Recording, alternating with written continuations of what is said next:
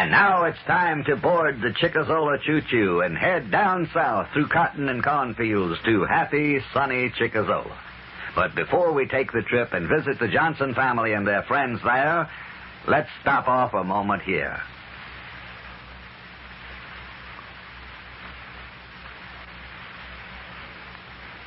And now, all aboard the Chickasaw choo-choo. And as we chug into the small station in Chickasaw and leave the train, the first place to visit is Pee Wee Ambrose's room over the livery stable.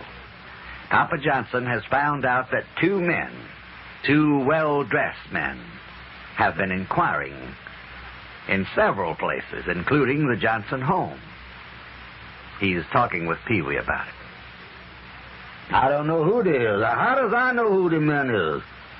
Well, why don't you find out, Miss John Day? You might have done won some kind of sweepstakes ticket or something.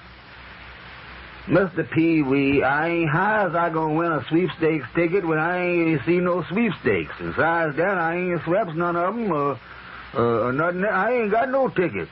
The fella over there in England that's 2 cents and win $500,000.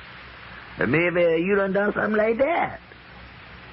Mr. Pee Wee, these men ain't happy-looking men. They're businessmen. They got business suits. And the Professor Potter say that one of them, well, he went so far as to say one of them had a business holster. And inside the holster was some more business in the form of some kind of pistol. You mean he carry a shoulder holster? But that's what the professor say. Of course, you can't ever believe nothing he say no way, but that's what he say. Well, ain't nobody ever told you they were government men, though, is they? Mr. Pee Wee, when you know that you done something wrong, there ain't no use in somebody got to tell you that. You know when somebody after you. Them men is after me. They the United States government. And me and the United States government done always got along fine till some big mouth done stuck his big mouth in the thing and probably done told them. Told them what? You know what, Miss Pee Wee. Oh. What you mean? But that's a great big old round old hole. That's all. That's a hole. Oh, what? Well, you say that I know, and I guess I do. I know that you done been collecting that unemployment relief, and on top of all of that, you got a job on the side, so that ought to bring a hole. Just that much ought to bring a hole from somebody. Oh, me. What is it going to do? Miss Johnson, if you just leave this room, don't hang around up here like you're doing. That's all I ask you to do. You know I got a little old room and no room much up here and all that. And you comes up here every time you get in trouble. Here you is up here crowding me out of my own room. Mr. Pee Wee, it's the only place in the city where ain't nobody gonna look for me. Anybody that got an ounce of brains in their head ain't gonna look up here for nobody. 'Cause the only people that would live in a place like this would be you and them pigeons. And that's the reason I'm up here. It's the worst-looking mess I ever seen. You don't never clean the place up. The dirt on the floor here must look like a half-inch on the floor. Well, ain't nobody asked you to come up here, is there?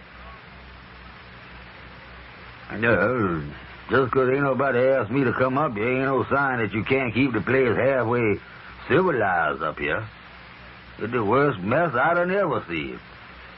I bet you ain't never washed that woodwork in your life. No, I ain't washed it, no, sir. I ain't never seen nothing like this place. And look at that. Look up yonder. You can look right through there, and I guess there must be 50 places through that roof that you can see daylight. Why don't you fix the roof, Miss Pee Wee? I rents, Miss Johnson. Oh. Well, that's different. It's a mess, though. No running water. Anytime you want water, you got to run and get it. Yeah, that's the running water. You got to run and get it, all right. That's the kind of running water I got. And that stove. I ain't never seen nothing. That's the nearest nothing stove that I'd have never seen in my life.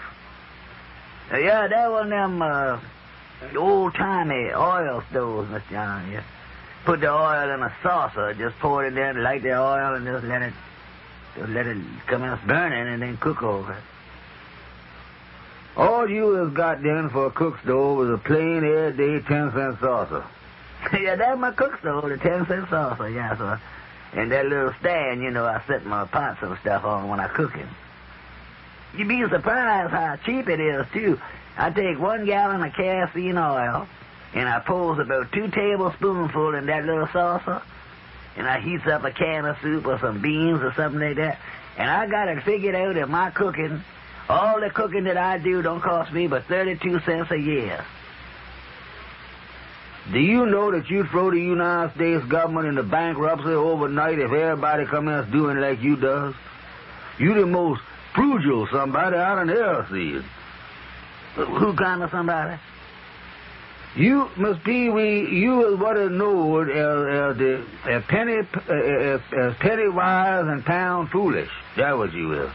The only way you gonna redistribute the wealth of the United States for everybody coming else is spending money somewhere. How's anybody else gonna get rich on you if you ain't gonna use but 32 cents worth of kerosene a year to cook with? That would plunge the whole nation into overnight bankruptcy. Oh. You mean I doing something against the government? Mr. Pee-wee, you are just setting a horrible example. That's all you doing. You are the most... I ain't never seen nobody that can live off of less as you can live off of. And look, you're burning candles. How long you been burning them candles? About 8 months. 8 months? Yeah. See, what I does, Mr. John, I got a new way that I does with the candles. I don't know if you noticed that or not. You see, I takes a wire, you see, and I take the wire and then I tie the wick of the candle to the wire and then let that drop down from the ceiling, don't you see? And then after the wax done all melted and everything, I just take all that wax and roll it back up in another bowl, you see, and just melt it in that little jar that you see, and then let the wire hang in there and the rope hang down in there and just light it, and it don't hardly ever burn out. It don't? No, sir. How many candles does you use a year, Miss Pee-wee? 2. 2 candles a year? Yeah. How much is the candles? 2 for a nickel. Yeah, that does it. Here a man that cooks and lights and everything. And his light bill and cooking bill and everything that you do, lights and for the whole year is less than 40 cents. Just let that get out. Just let it get out and get around. Unless enough people start doing that, and the whole nation will go. Like I say, you plunge the whole United States in the most worst depression that the world had ever seen. Fellas like you, living up here over a garage. Used to be a livery stable. I know what it used to be. Why did you come up here? Because, like I say, them 2 government men. By the way, they ain't been up here, is they? No, sir, ain't nobody been up here, mister. Ain't nobody been up here but you and the last, I don't know how long. Well, I gotta stop coming up here too, Miss Pee-wee. What do you mean? Well, them outside steps that lead up the outside to this room, I tell you, they ain't gonna take me many more weeks. They getting so rotten and bad that I'm scared to climb up here. Few more weeks, boy, and I ain't even gonna be able to come up here no more. Yeah, well, that is one thing I never thought about, Miss John. Them steps. I just do. What's the matter? Nothing. I just got an idea, that's all. I just do. Go. And what happens after that? Well, that's going to be more fun in sunny, happy Chickazola. I'll be back in a moment to tell you something about the next story.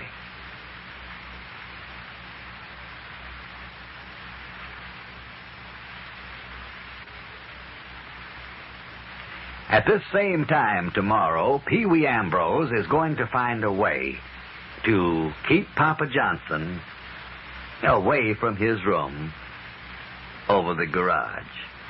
And then where will Papa go to hide? Until tomorrow, thank you for today. Please come back. And goodbye.